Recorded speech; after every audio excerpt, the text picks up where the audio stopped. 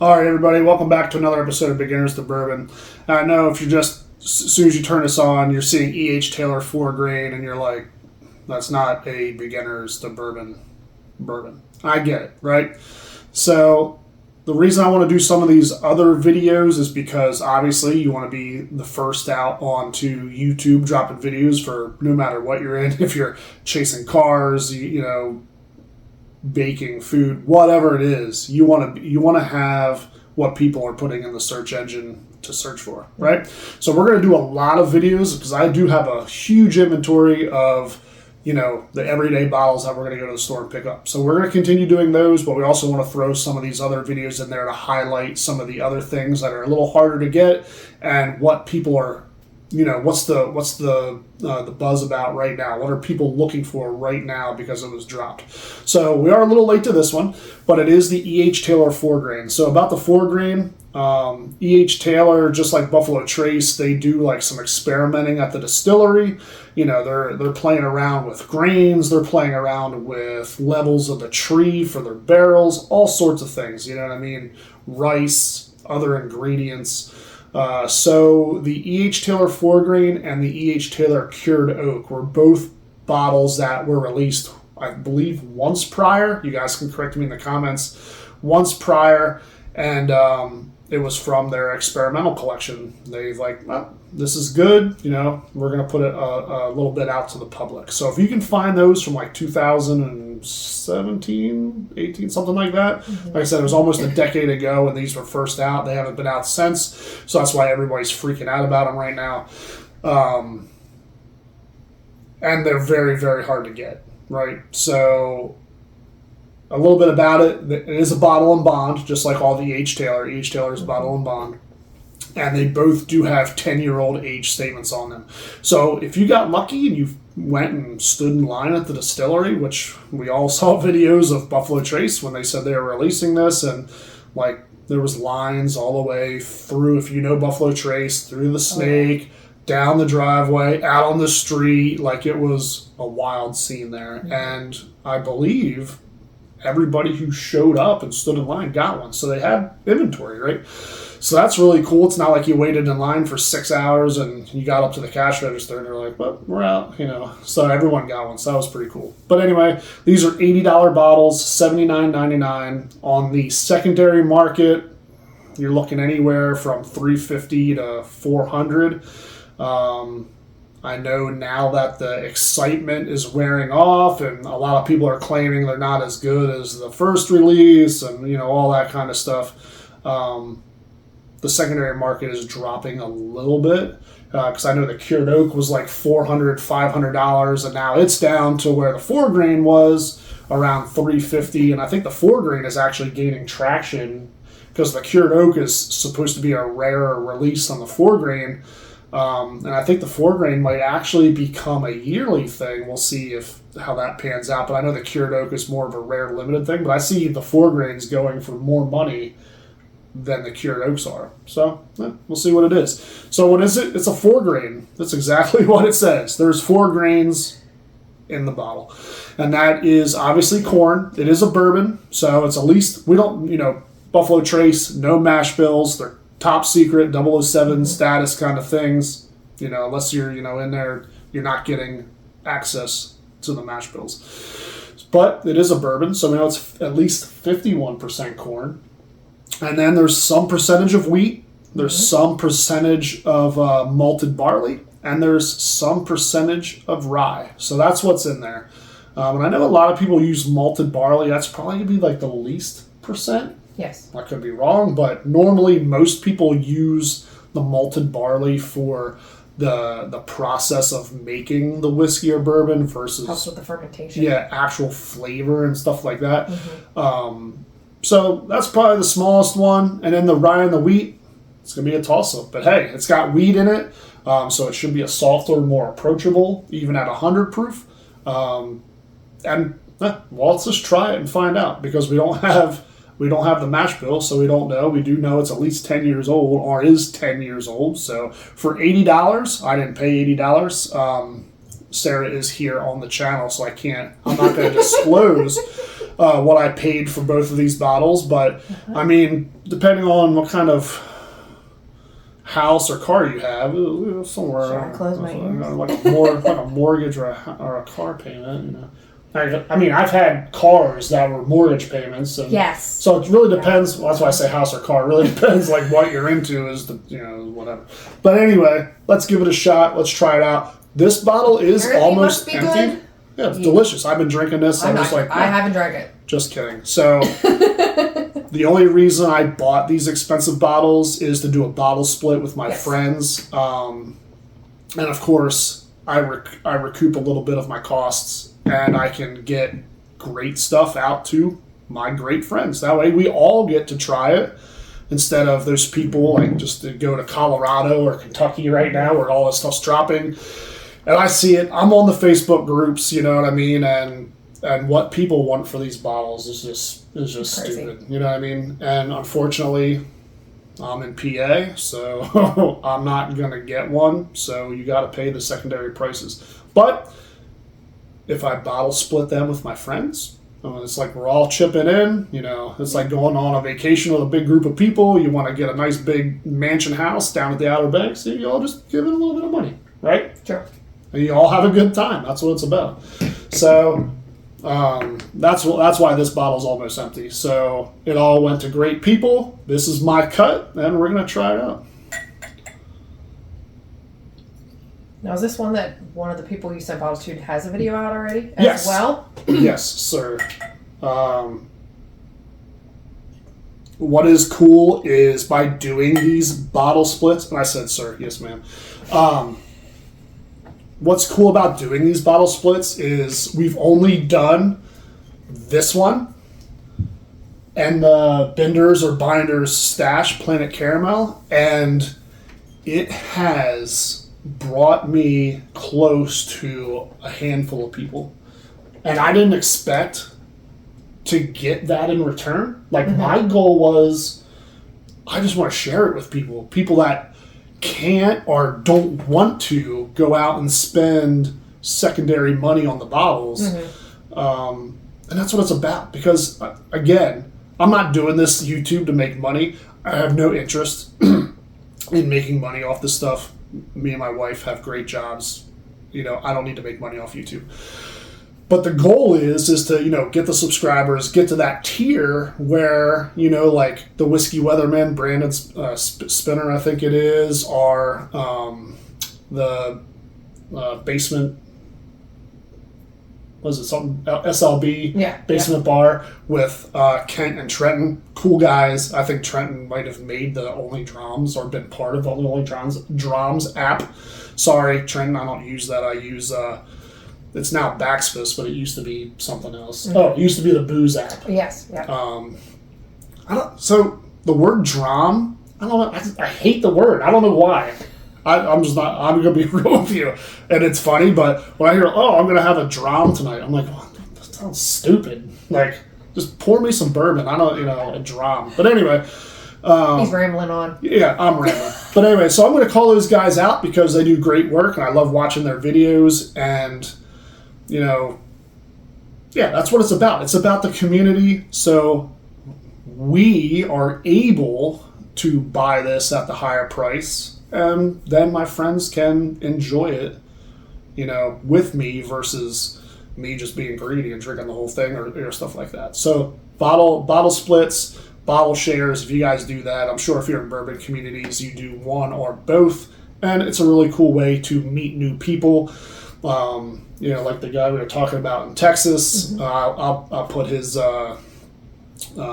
YouTube in the comments, and it's just really cool. I never expected someone to name drop me in their YouTube video, but that's because that's what we want to do, and a lot of people, they use clickbait verbiages like, the one thing I hate about Buffalo Trace 4-grain, and then you watch the video and they don't hate anything about it. They love it. They just put that tag there to click on the video. But it was just cool to have. I'm going off on a tangent. So it's really just about the community. Yeah, I need to focus. It's about us being able to get the bottles, sharing them with friends, putting them out there. It's awesome that people that we're sending them to in all different states, because you don't have to be our neighbors or, whatever. Like, we want anyone who sees, watches, or friends with us to be able to join in this ride. So, that being said, I'm going to stop rambling. Let's get back to this 4 grain, because now I feel like it's a 6 grain or 7 grain because I've talked for like 20 minutes about it. But E.H. Taylor 4 grain. Let's see what we get on the nose. And I'll let you talk about the nose. Don't worry, I put it in the notes for you. I do know this.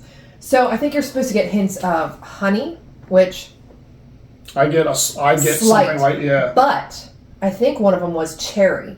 And I'm really getting a mix of that cherry and vanilla, which I know is supposed to be on there, and it's supposed to be a little bit of caramel. Yep. So like most Buffalo Trace... I'm really getting that cherry, though, out of this one. Most Buffalo Trace things, you're going to get a grape or a cherry note. I love when I watch Whiskey Weatherman Brandon's videos. He loves calling out the grape and stuff. Well, I'm getting something sweet, and you know what? To tell you the truth, I never smell grape, but... Well, a lot of people say cherry. It's a sweet fruit, and you kind of almost get. It kind of reminds me of grape bubblicious gum. That grape. No, yeah. That's the sweetness I'm getting, but you can almost smell cherry. But it kind of leans towards that sweetness of the grape. Almost. So how about you tell the great men and women, and hopefully not kids watching about alcohol, what we're supposed to get, or did you already? I did. Oh, man. See, I'm still thinking about all the stuff I rambled about 20 minutes ago, thinking, this video's going to be 30 When does a husband ever listen to his wife? Yeah, well, there's that, too. So, yes. So, honey, caramel, vanilla, cherry. All right, let's get into the tasting, because I feel like this video's going to be an hour long, because I'm just nuts.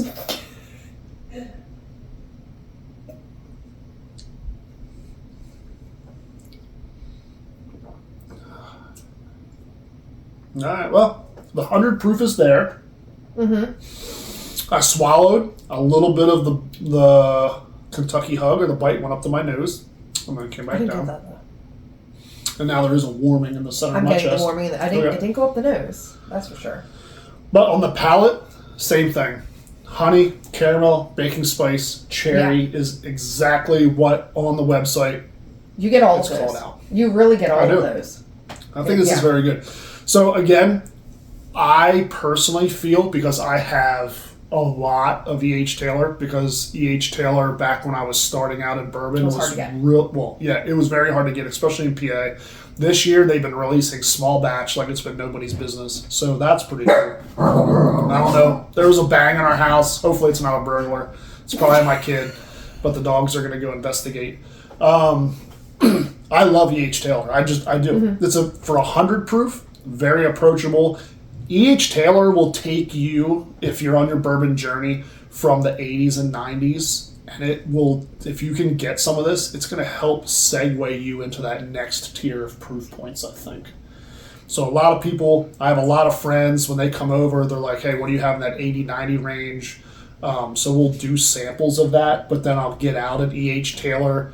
Obviously not the 4 grain right now, but like a single barrel, the small batch, not the barrel proof, because the barrel proof then goes above the 100. But the straight rye is not super expensive secondary. If you can find it, it's like $100, $150 or something like that. And people that like rye, it'll help you get into that. But I do feel like E.H. Taylor across the board has very similar profiles no matter what version you grab. But this, I can say, is definitely different. Mm-hmm. Oh, yeah. And obviously it's because it's going to have all the other grains on it. Yeah, so I get the honey. I go back to the nose now, and it's like a bee is just going up in there, a little honey bee. Yeah, you definitely get more of the honey than you did at that first time. And me and my wife, we love honey, so we're going to have a series coming up. Not to make this video any longer than it needs to be, but we are going to be doing some finished honey, not liqueur, not infused, blah, blah, blah, finished honey products. I think we got like 3 or 4 of like the top kind of cool ones that are out there, and we're going to do that.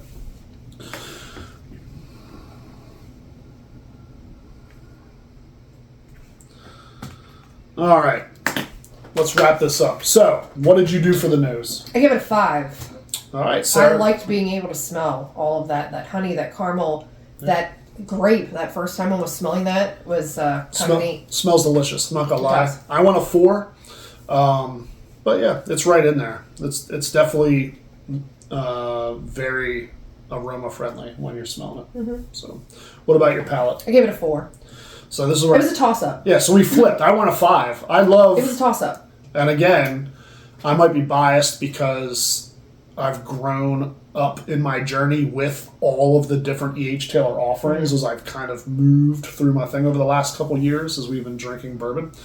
And, but I think it's delicious. I really do. I think it's very good. And I hate when people go on and just, it's rare to get, so they hype it up and then the secondary market goes up, because when the secondary market goes up, my bank account goes down.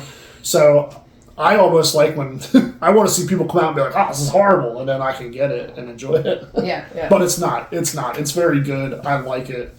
I think no matter where you're at in your journey, and I think it's the weeded part of this is going to make it softer and a little bit more approachable for people just getting into the spirit. And wheat does that. I would recommend a weeded bourbon for beginners all the time just because of the softer notes it's going to carry with it. Now, there are some weeders out there that can still hit you in the face, but I think that's where it's going to go. All right, so we flipped on the palate and the finish. So we didn't even talk about the finish. I totally skipped it. So I know on their website it's a long finish. It's like a spice. They say a toasted grain. Now, I worked at Kellogg's. I did everything with grains, from our cornflakes to bran to shredded mini wheats. So I've worked with corn, I've worked with wheat, I've worked with malted barley, I've worked with them all. And I love the smells when I was walking around the plant of the stuff cooking and just making its way through the processes before it became the cereal, obviously. And I think I did on the finish, I think I did get some grainy type notes. And I like that. Like, I like the Fry farm stuff. Or ranch, sorry, I called it a farm. It's a Fray Ranch or Fry Ranch. I like, a lot of people get turned off by the earthy notes. I enjoy them. Mm-hmm. And I think it's just because I worked at Kellogg's for so long, and I'm just used to smelling that. Like here in Lancaster County, we're used to smelling cow poop and manure. Like, other people are like, but it's just another everyday thing for us. You know what I mean? So I think my time there, and I enjoy that grain forward whiskey and bourbon. That's just me personally. So, and you did the same? So I originally had I say it was more like a 3.5, but as we sat here, it lingered. Okay. Those flavors lingered, so I kind of knocked it up to a 4. I can still get some of the oak and vanilla. So as we sat here, it just kind of lingered. So I changed it. I went to a 4 then instead of a 3. So that's what you had. Yeah, so mine is a 13. And I got a 13. And you just swapped a few of the numbers a little bit, and so listen, this is right. This is right in the great category for us. Now I get it. You know, if you're a beginner just getting into the spirit, you're not going to go spend $400 on a secondary price for one or multiple bottles of this. But listen, if you're out there and your friends have it, if you go to a bottle share and you see it sitting on the table, give it a try. Don't fill your cup up the whole way, because they might get a little upset. But hey, give yourself, a half ounce pour. Yeah. It's very good. Get into it that way. Don't go spend the secondary money. I don't think it's worth the secondary money. Wow, I just sucked in some spit. But $80, I would buy a case at $80. That's just me. I would want it. I would want to be able to share it with friends. Mm-hmm. I enjoy it. I think out of all the E.H. Taylors that I have tried this, and this is the first for me trying this one, I actually like this the best out of all the ones we've had. Okay. Well, so we will be doing the cured oak coming up in the next, hopefully the next couple of days, maybe a week. For whatever reason, when it starts getting fall, our weekends just book up, because I'm not a big summer person, because I sweat when it's 20 degrees out and I'm out in the snow. So in the fall time, I like to take full advantage so our weekends get busy and things like that. But I know we're trying to get this channel off the ground. We're trying to get videos out.